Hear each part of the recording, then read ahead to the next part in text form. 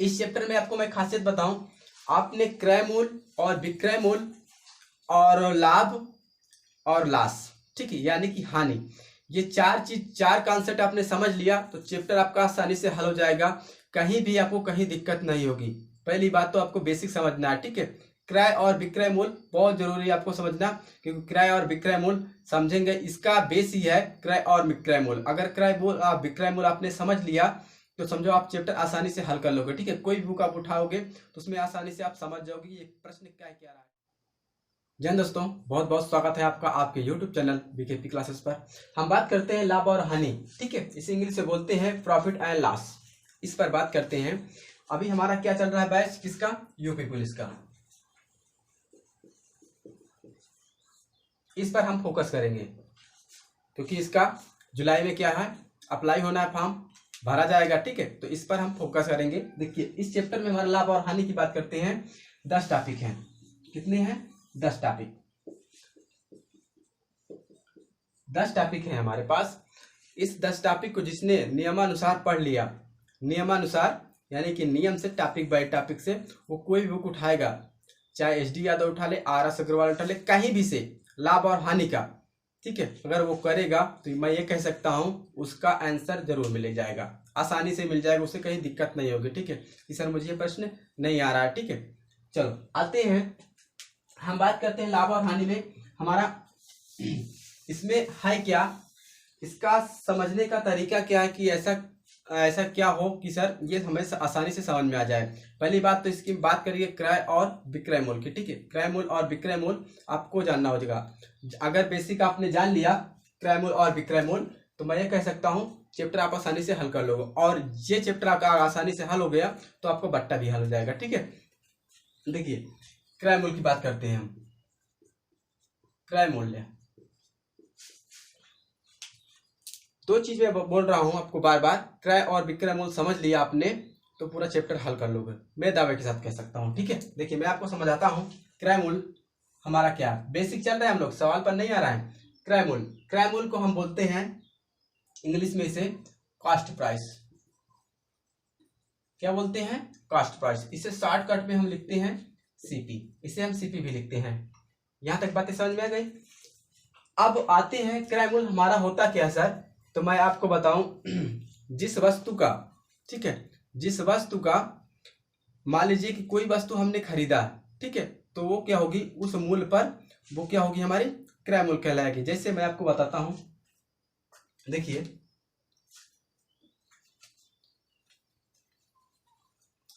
जिस मूल्य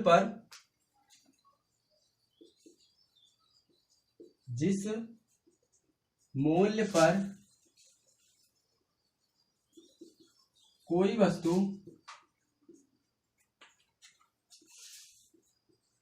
खरीदी जाती है वह उस वस्तु का क्रय मूल्य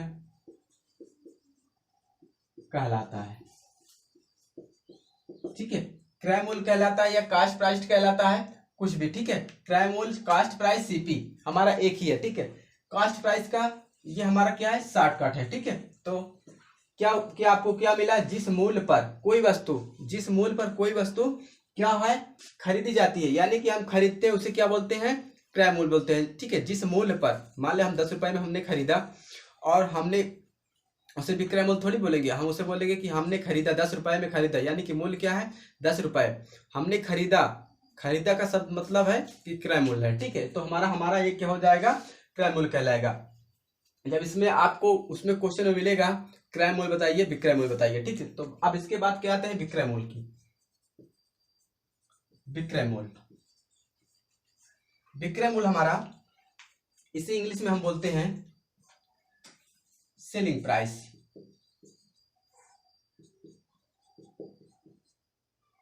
इसे शॉर्टकट में हम बोलते हैं एसपी, राइट। इसे शॉर्टकट में हम बोलते हैं एसपी। अभी इसका यूज बहुत होगा, ठीक है। अब चलते हैं, ये क्या है, विक्रय मूल्य क्या है सर, देखिए ये हमारा सेम ही है। जिस वस्तु यानी कि जिस मूल्य जिस मूल्य पर कोई वस्तु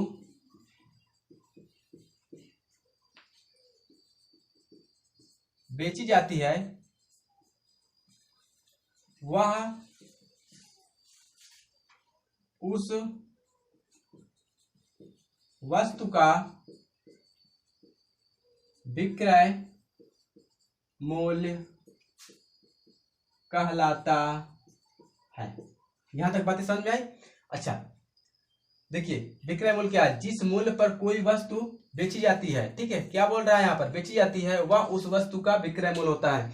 मान लिया हमारे पास कोई वस्तु है, हमने खरीदा और हमने क्या किया, उसे बेच दिया। जैसे कि मैं आपको बताऊं, कोई भी वस्तु ले लीजिए या फल ले लीजिए कि मैंने 10 रुपए में खरीदा और उसे हमने 20 रुपए में बेच दिया, तो हमारा क्या माना जाएगा? विक्रय मूल्य माना जाएगा। ठीक है, हमारा क्या माना जाएगा? विक्रय मूल्य माना जाएगा। इस चैप्टर में आपको मैं खासियत बताऊं, आपने क्रय मूल्य और विक्रय मूल्य और लाभ और लॉस, ठीक है, यानी कि हानि, ये चार कॉन्सेप्ट आपने समझ लिया तो चैप्टर आपका आसानी से हल हो जाएगा। कहीं भी आपको कहीं दिक्कत नहीं होगी। पहली बात तो आपको बेसिक समझना है, ठीक है। क्रय और विक्रय मूल्य बहुत जरूरी है आपको समझना, क्योंकि क्रय और विक्रय मूल्य समझेंगे, इसका बेस ही है क्रय और विक्रय मूल्य। अगर क्रय मूल्य विक्रय मूल्य आपने समझ लिया तो समझो आप चैप्टर आसानी से हल कर लोगे। ठीक है, कोई भी बुक आप उठाओगे तो उसमें आसानी से आप समझ जाओगे कि ये प्रश्न क्या रहा है। ठीक है हमारा, और इसमें क्या है? लाभ और हानि, बस इसमें कुछ नहीं है। इसमें आपको लाभ निकालना, हानि निकालना है, क्रय निकालना है, विक्रय मूल्य निकालना है। ठीक, इसीलिए मैं आपको बार बार बोल रहा हूँ कि आप बेसिक जरूर पढ़िए। ठीक है, बेसिक हमें आगे लेके चलता है। ठीक है, चलो आते हैं, अब बात करते हैं लाभ की। हमारा क्या बचा? लाभ। ठीक है, इसे क्या बोलते हैं इंग्लिश में? प्रॉफिट।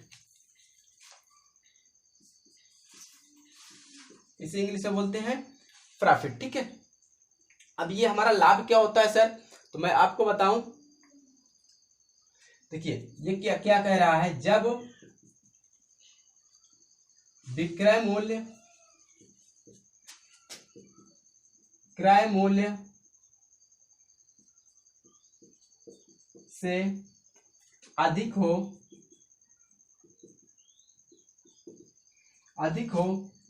इस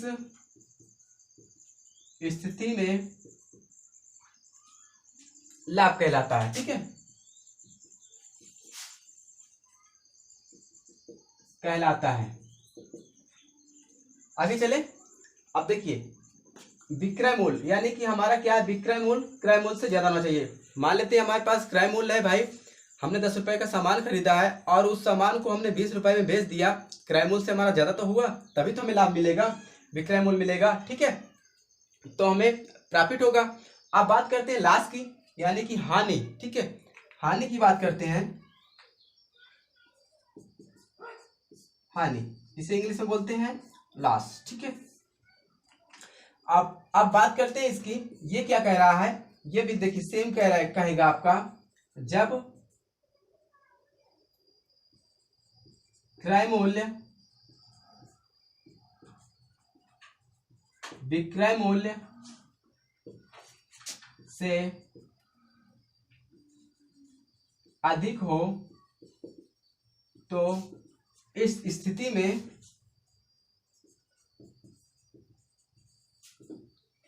हमारा हानि कहलाएगा। ठीक है, कहलाता है। यहां तक बातें समझ में आ गई? अब देखिए, ये हमारा जो हानि है, क्रय मूल्य अगर हमारा कम है, विक्रय मूल्य हमारा ज्यादा है, क्रय मूल्य कम होगा तो क्या होगा? हमें हानि तो प्राप्त होगा, खिलाफ प्राप्त होगा, हानि प्राप्त होगा। ठीक है, मैं आपको बार बार कह रहा हूं, बेसिक पढ़िए। ठीक है, अब आते हैं थोड़ा सा फार्मूले पर बात हो जाए, फार्मूला हमारा क्या कह रहा है। ठीक है, फिर आते हैं क्वेश्चन पर, बहुत मजा आएगा। ठीक है, चलो इसे नोट करिए इतना।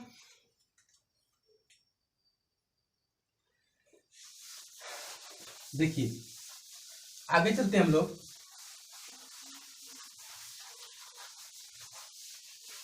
मैं आपको टॉपिक बाय टॉपिक बताऊंगा। ठीक है, एक एक प्रश्न आपको बताऊंगा, टॉपिक बाय टॉपिक बताऊंगा। कोई भी आप उठाकर हल करना, तब हमसे मिलना कि हाँ सर आपने सही कहा था। ठीक है, चलो लाभ की बात कर लेते, थोड़ा सा फार्मूला हो जाए। देखिए लाभ हमें कैसे मिलेगा? प्रॉफिट। लाभ हमें कैसे मिलेगा। पहली बात तो ये है, विक्रय मूल्य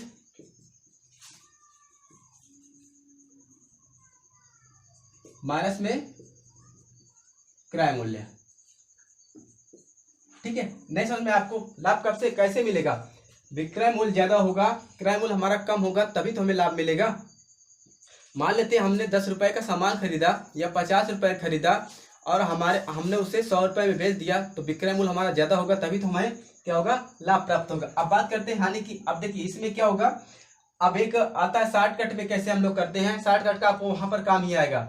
लाभ को हम पी करेंगे और यहाँ पर विक्रय मूल्य, एक तो ये हमारा फार्मूला है। ठीक है, चलो देखिए पी, अब विक्रय मूल्य को हम क्या बोलते हैं, सेलिंग प्राइस यानी कि एसपी, क्रय मूल्य को क्या बोलते हैं, सीपी। आपको ध्यान में रखना है। ठीक है, वहां पर क्रय विक्रय मूल्य में लिखने का आपको टाइम नहीं मिलेगा। अब बात करते हैं हानि की। हम इसे इंग्लिश में क्या बोलते हैं, लॉस। ठीक है, तो देखिए हमारा हानि क्या होता है, जब क्रय मूल्य हमारा कम हो और विक्रय मूल्य हमारा, क्रय मूल्य हमारा ज्यादा हो, विक्रय मूल्य हमारा क्या हो, कम हो। ठीक है,